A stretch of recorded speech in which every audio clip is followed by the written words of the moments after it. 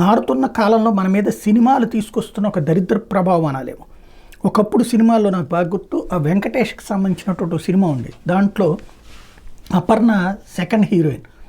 అందులో అమ్మాయిని స్టూడెంట్ పెళ్లి చేసుకోమని వెంటపడుతుంటే పెళ్లి కాని మాస్టర్ని చూసి సుందరాకాండ్ వెంటపడతా ఉంటే టీచర్ గురువు శిష్యుల మధ్య సంబంధం అనేటటువంటి భార్యాభర్తల సంబంధం కాకూడదు అని చెప్పేసి మాట్లాడతాడు అతను. అందుకే చివరి దాకా ఒప్పుకోడు.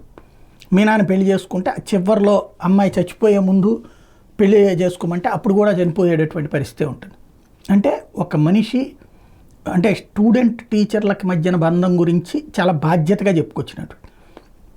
ఇప్పుడున్న సినిమాల్లో టీచర్లని ఎలా వేధించాలి, ఎలా వెటకారాలాడాలి, ఎలా సెటైర్లు ఇవ్వాలి, టీచర్లతో ఎట్లా గొడవలు పడాలి అనేటటువంటి సినిమాల్ని హీరోయిజం కింద చూపెడుతున్నారు.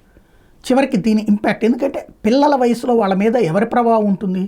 తల్లిదండ్రులు అయితే రోజు గురువుగారితో నమస్కారం పెట్టు, కాళ్ళకి దండం పెట్టు. ఒకప్పుడైతే కనుక పెట్టించేవాళ్ళు. పుట్టినరోజున గురువుగారి కాళ్ళకి దండం పెట్టి ఆశీర్వచనం తీసుకోవడం. మాస్టర్ అంటే ఒక తండ్రి తర్వాత అంతటి వాడు అన్నటువంటిది ఉండేది. ఇప్పుడు ఏ తల్లిదండ్రి అయినా చెప్తున్నారా? దాని పర్యవసానం ఏమైపోయింది? టీచర్ మీదనే దాడి చేసినటువంటి దౌర్భాగ్యమైనటువంటి ఘటన. ఆ టీచర్ గారు మనస్తాపానికి గురై చనిపోయినటువంటి ఘటన ఇది. అన్నమయ్య జిల్లా రాయచోట్లోని కొత్తపల్లి ఉర్దూ జెడ్పీ ఉన్నత పాఠశాలలో సత్ప్రవర్తన లేని విద్యార్థులు మందలించి వాళ్ళు దాడి చేయడంతో ఉపాధ్యాయుడు మృతి చెందిన ఘటన. దీని మీద ఆర్డీఓ శ్రీనివాసులు, పాఠశాల విద్య ఆర్జేడీ శామ్యుల్ గురువారం విచారణ చేపట్టారు. మాస్టర్ గారి పేరు ఎజాష్ అహ్మద్. బుధవారం ఓ క్లాసులో విద్యార్థులకు పాఠాలు చెబుతుంటే పక్కనే ఉన్న 9వ తరగతి గదిలో విద్యార్థులు అల్లరి చేస్తుంటే అక్కడికి వెళ్ళి విద్యార్థులు మందలించారు. వీళ్లలో కవల పిల్లలు ఉన్నారు. వాళ్ళలో ఒకళ్ళ మీద హెచ్చరికగా ఉపాధ్యాయుడు చేసుకున్నారు. దీంతో ఆ విద్యార్థి అతని సోదరుడు ఉపాధ్యాయుడి మీద తిరగబడ్డారు.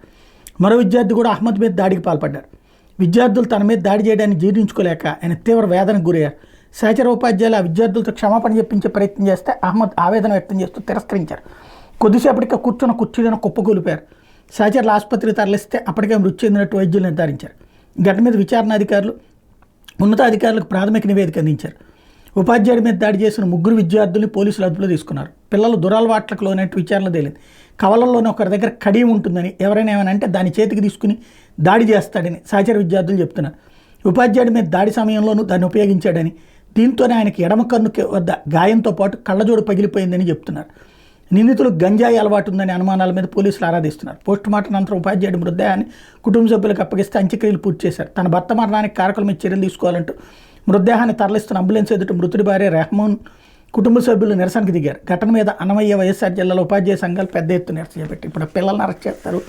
ఏముంది తర్వాతన అదేది పిల్లలు జైలుకి పంపిస్తారు. ఆ తర్వాత వాడి ప్రవర్తన అంటే వీళ్ళు చదువుతున్న దశలోనే పిల్లలలో క్రూరత్వాన్ని పెంచి పోషిస్తుంది. అదొక హీరోయిజం. సినిమాల్లో చూపెట్టేట చేతులు కడియాలతో కొట్టడం అన్నటువంటి వీళ్ళ మెదళ్ల మీద ప్రభావితం చూపెడుతున్నది సినిమాలు అనాలా, లేకపోతే చెడు ఆకర్షించే దశలో కంట్రోల్ చేయలేని తల్లిదండ్రులు అనాలా? ఆత్మవిమర్శ చేసుకోవాల్సిన అంశం.